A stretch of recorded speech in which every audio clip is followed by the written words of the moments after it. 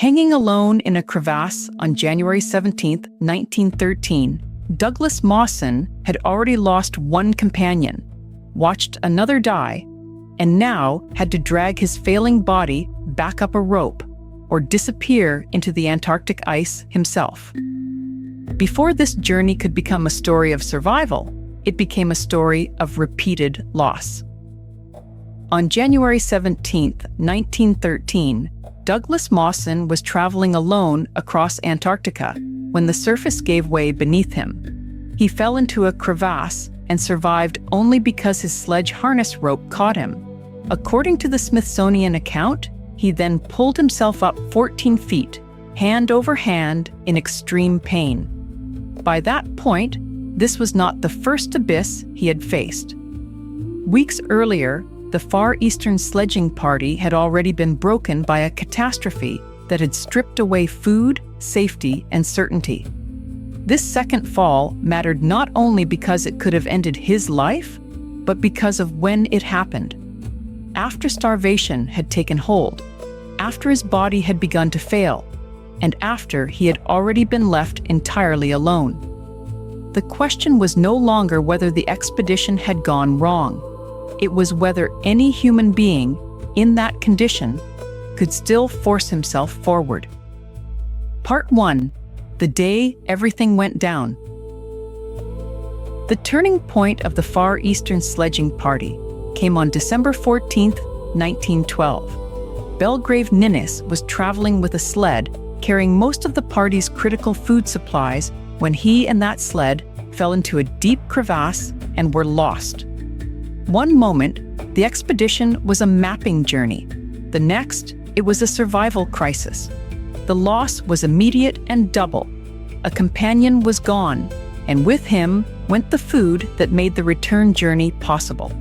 The remaining two men, Douglas Mawson and Xavier Mertz, were now deep in Antarctica with sharply limited rations and no easy replacement for what had vanished into the ice. There is no need to dramatize beyond the fact itself. This was the kind of event that changes the arithmetic of survival in a single instant. Every mile back to base now had to be measured against hunger. Every decision narrowed. Every day became a calculation. And the worst part was that the consequences of Ninnis's fall did not arrive all at once. They unfolded slowly as the two survivors kept moving, and the scale of what had been lost became impossible. Part 2. Eating the team. To escape. With food critically reduced, Mawson and Mertz turned to the only remaining resource they had. According to the Far Eastern Party record, they systematically killed and ate their remaining sled dogs. They consumed the stringy meat, the skin, and the bones. It is one of the bleakest details of the expedition, but in the sources it appears not as sensation, only as necessity. The dogs had made movement possible, and then, when the food was gone, they became food themselves. That decision reveals how completely the expedition had collapsed into bare survival. There was no hidden cache, no late rescue, no sudden reversal. What remained was endurance under diminishing returns. The men were still traveling, but each meal marked another step downward because it was taken from the last assets they had left. In later retellings, this stage of the journey often becomes the point where the story turns grotesque. The verified record is starker and more sober than that. Two men, stranded by a crevasse disaster, used what they had in order to keep moving. Yet even that was not enough. As the journey continued, the question shifted from how they would get home to whether both men would survive long enough even to try. Part 3. Mertz Fails. On January 8, 1913, Xavier Mertz died. Later medical theories, as summarized in the Medical Journal of Australia, attributed his death either to fatal vitamin A toxicity from eating dog liver or to severe starvation and dietary shock. The crucial point is uncertainty. The sources do not permit a single, neat answer, and the responsible way to tell this part of the story is to leave that uncertainty intact. What is certain is that by early January, the physical cost of the journey had become lethal. Mertz's death left Mawson alone in one of the harshest environments on Earth, still far from base and still facing the same empty distances that had already consumed one man and much of their food. Up to this point, survival had been a shared effort under desperate conditions. After January 8th, it became a solitary struggle. The human change in the story is as stark as the logistical one. There was no partner left to divide labor, no one to confirm choices, no one to help in an accident, no witness beside him if he failed. And yet, this is precisely where the story refuses to end. Instead, after Ninnis lost to the crevasse and Mertz lost to the journey's physical toll, Mawson kept going alone. The miracle of Mawson's survival becomes harder to understand when measured against the condition of his body. During the solo trek, the Far Eastern Party account records extreme physical decay. His hair fell out, his skin peeled off, and the soles of his feet separated completely as a contiguous layer. These details are often repeated because they sound unbelievable, but they matter for a deeper reason. They redefine what the word walking meant during those final stages. This was not a strong explorer battling the elements in some romantic contest of will. It was a man whose body was visibly breaking down while he still had to travel across Antarctic terrain alone. The distance back to safety did not shrink just because he was injured. The wind did not ease. The crevasses did not close. And then came the fall on January 17th. Already starving and physically deteriorating, he dropped into another crevasse and had to save himself by climbing the rope attached to his harness. In a story already shaped by hidden cracks in the ice, this was the most direct confrontation with the same force that had taken Ninnis. If the rope had failed, if his grip had failed, if pain had stopped him, the expedition would have ended there.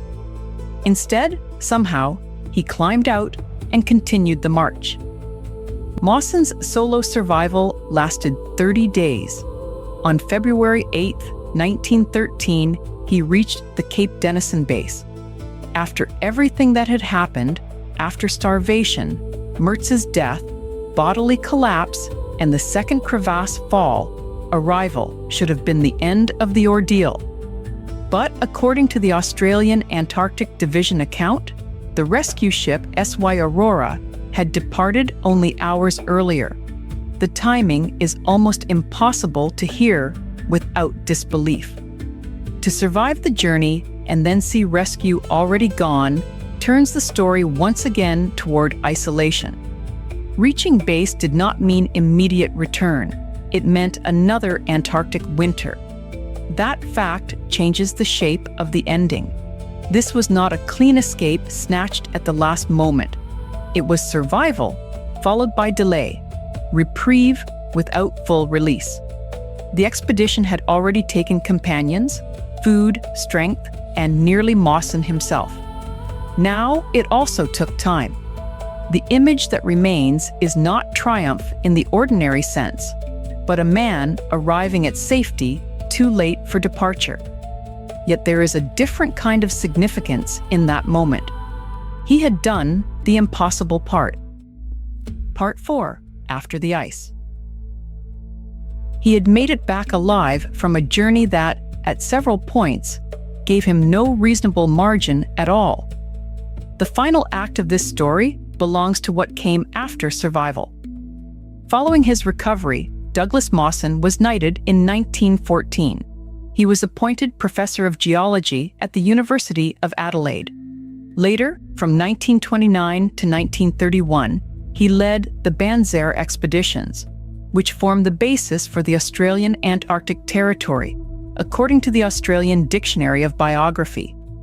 These facts matter because they prevent the Far Eastern sledging party from being reduced to a single nightmare in the ice. The expedition's tragedy remained part of Mawson's life, but it did not become the whole of it. He returned from one of Antarctic exploration's most punishing survival journeys and went on to hold major scientific and national roles. That does not erase what happened to Belgrave Ninnis and Xavier Mertz. If anything, it throws their absence into sharper relief. One man vanished with the sled and the supplies on December 14, 1912. Another died on January 8, 1913, after the long decline that followed. Mawson lived, but he lived after them, carrying the consequences of that journey into a very different future. In that sense, the story ends in two directions at once. It ends with loss that cannot be undone, and with a survival so unlikely that it shaped everything that followed. The miracle was not that Antarctica showed mercy. The miracle was that, in conditions that stripped away almost everything, one man still reached home. If this story of loss and survival brought up difficult feelings, consider reaching out to local mental health or crisis support resources in your area.